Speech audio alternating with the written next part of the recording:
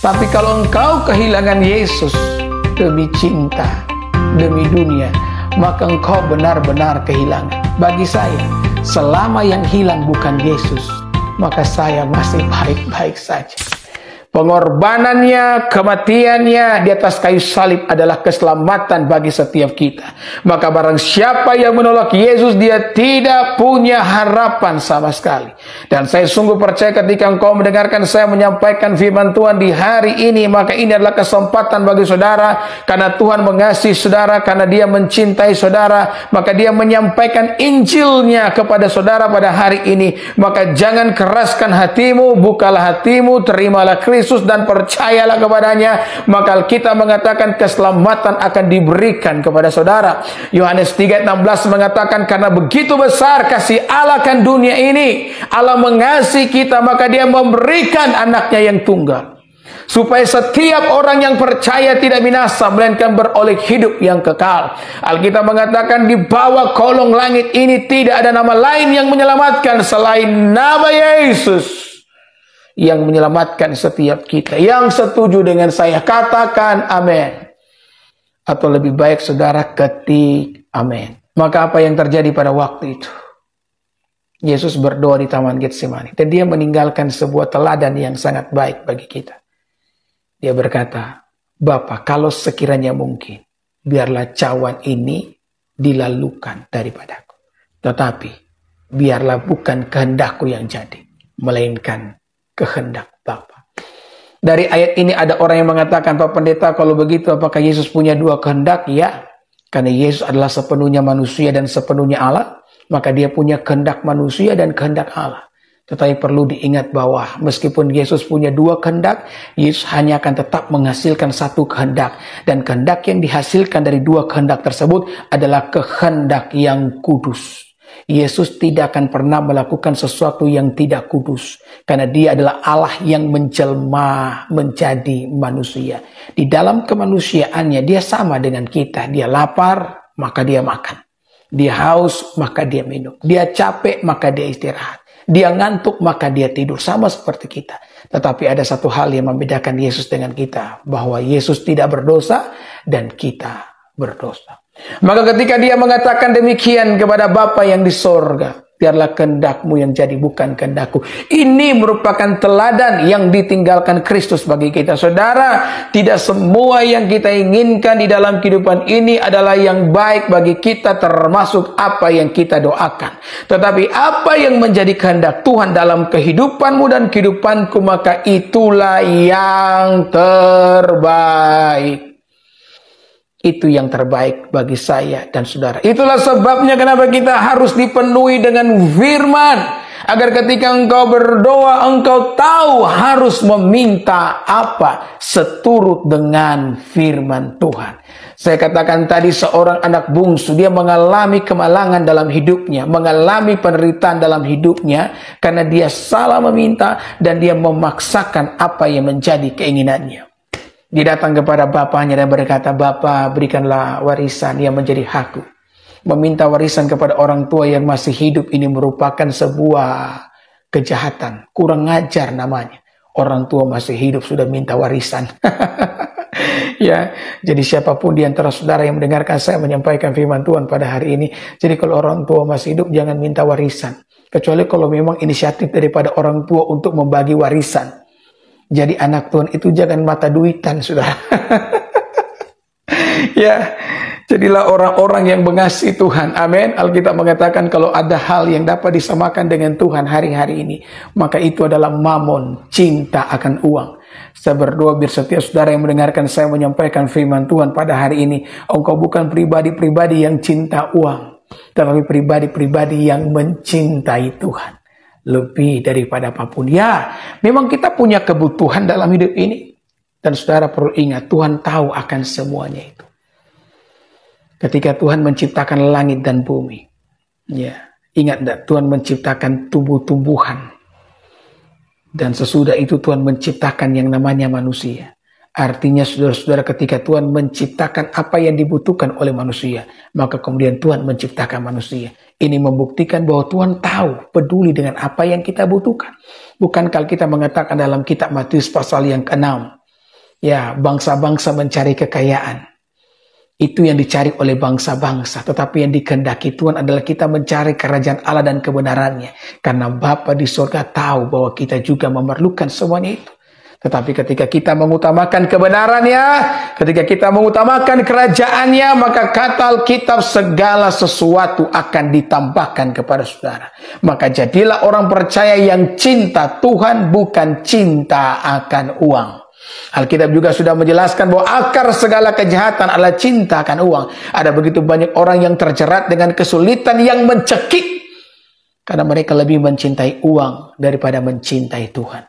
Saya berdoa sekali lagi biar saudara pada hari-hari ini menjadi pribadi-pribadi yang mencintai Tuhan lebih daripada saudara mencintai uang. Maka kita mengatakan Bapa itu pun memberikan kepada anak bungsu ini apa yang diinginkannya. Ternyata ini adalah Bapa yang baik. Ya. Dan saudara-saudara, apa yang terjadi dengan anak bungsu ini? Kita mengatakan dia pergi meninggalkan bapaknya dengan harta kekayaan yang dimilikinya. Saudara, saya mau beritahu kepada Bapak Ibu yang mendengarkan saya menyampaikan firman Tuhan, dengarkan kalimat ini baik-baik. Tidak ada satupun yang kita miliki dalam hidup ini yang membuat kita tidak lagi membutuhkan Tuhan. Apapun yang engkau punya, setinggi apapun jabatan yang engkau miliki pada hari ini, engkau tetap membutuhkan Tuhan. Tidak ada tempat dalam dunia ini di mana kita tidak membutuhkan Tuhan. Dimanapun dengan segala apapun yang kita miliki, semua kita itu membutuhkan Tuhan.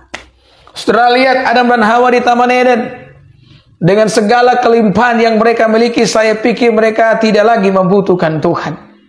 Taman Eden adalah taman yang sempurna. Taman Eden artinya taman yang dibangun oleh tangan Tuhan. Ya, segala sesuatu yang Adam dan Hawa butuhkan ada di sana. Bahkan mereka tidak perlu bekerja keras untuk itu. Ya, tumbuh-tumbuhan yang diciptakan oleh Tuhan memunculkan banyak buah-buah yang dapat dimakan oleh Adam dan Hawa menjadi makanan dan minuman mereka. Mereka hidup senang, mereka hidup bahagia. Tetapi saudara perhatikan, di Taman Eden tersebut, Adam dan Hawa jatuh ke dalam dosa. Ini membuktikan apa? Bahwa di tempat yang paling sempurna sekalipun, kita membutuhkan Tuhan. Anak bungsu itu berpikir dengan semua harta kekayaan yang dimilikinya, sekarang dia bisa hidup jauh dari bapaknya. Ya. Dia berpikir bahwa kehidupannya bergantung kepada harta kekayaan yang dimilikinya. Saudaraku yang diberkati oleh Tuhan, hidup manusia tidak tergantung pada harta kekayaan. Hidup kita bergantung kepada Tuhan. Hari-hari ini kalau engkau sementara mengandalkan kekuatanmu, kekayaanmu, maka berhati-hatilah. Berhati-hatilah kata Alkitab. Ya, tidak ada di antara kita yang bisa luput. Hanya mereka yang kekuatannya di dalam Tuhan yang akan mendapatkan jaminan keselamatan daripada Allah. Maka dia pergi membawa harta kekayaannya karena dia merasa bahwa dia bisa hidup tanpa Tuhan dengan semua harta kekayaan yang dimilikinya. Jadi sekali lagi tidak ada satupun yang kita miliki dalam hidup ini yang membuat kita tidak lagi membutuhkan Tuhan. Apapun yang engkau punya, seberapa banyak itu pun, setinggi apapun jabatan saudara, engkau tetap membutuhkan Tuhan. Saya teringat dengan seorang anak muda yang dididik dalam takut akan Tuhan. Ya, orang tuanya selalu berbicara kepadanya tentang Tuhan. Bahkan ketika dewasa, orang tuanya selalu membicarakan dia di hadapan Tuhan di dalam doa. Ini tipikal orang tua yang luar biasa ya. Jadi orang tua itu ketika anak masih kecil, ya, berbicaralah tentang Tuhan kepada mereka. Ketika mereka besar, berbicaralah tentang mereka di hadapan Tuhan. Artinya doakan mereka. Maka sang anak ini ketika dia tumbuh dewasa, menjadi seorang pemuda, selesai dengan pendidikan, dia mencalonkan diri untuk menjadi anggota militer. Dan karena doa restu daripada orang tua, dia pun berhasil lolos, saudara-saudara. Dia menempuh pendidikan lagi, saudara-saudara, dan dia bisa naik jabatan begitu luar biasa karena ada penyertaan Tuhan. Satu kali saudara-saudara dia bertemu dengan seorang gadis yang sangat cantik yang merupakan anak dari komandannya. Dan dia jatuh hati dengan gadis tersebut dan ya untuk menikah dengan gadis itu ada syaratnya. Dia harus meninggalkan iman kepercayaannya dan ikut dengan iman kepercayaan daripada gadis tersebut. Nah saudara, karena dia benar-benar telah jatuh cinta dan dia pikir masa depan akan cerah apabila dia menikah dengan gadis ini. Kenapa? Karena gadis ini memiliki seorang ayah yang merupakan petinggi di militer. Maka dia pun menyampaikan niat hatinya kepada mamanya untuk meninggalkan iman kepercayaannya. Mama dan papanya berkata kepadanya, "Nak, ya kita boleh kehilangan segala sesuatu dalam hidup ini. Selama yang hilang bukan Yesus, kita masih baik-baik saja." Tetapi sang anak tidak mendengarkan nasihat orang tua. Karena seperti kata Agnes Monica, cinta itu buta. Ya, Agnes Monica mengatakan cinta itu kadang-kadang tak ada logika. Saudara, kalau engkau kehilangan segala sesuatu untuk Yesus, maka engkau tidak benar-benar kehilangan. Tapi kalau engkau kehilangan Yesus demi cinta, demi dunia, maka engkau benar-benar kehilangan. Bagi saya, selama yang hilang bukan Yesus, maka saya masih baik-baik saja.